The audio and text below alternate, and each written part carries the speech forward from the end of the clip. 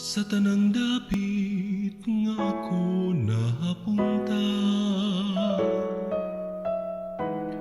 ang tumang kaanyag ni saklit sa akong mga mata.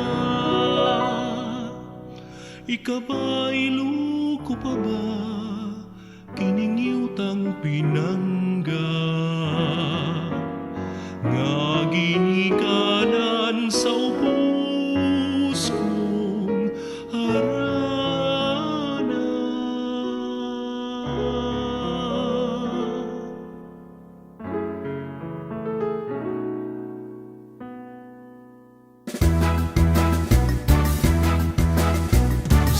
Cebu, yutang pinangga, dinhi silang ang kahaya, alang ning mga mata.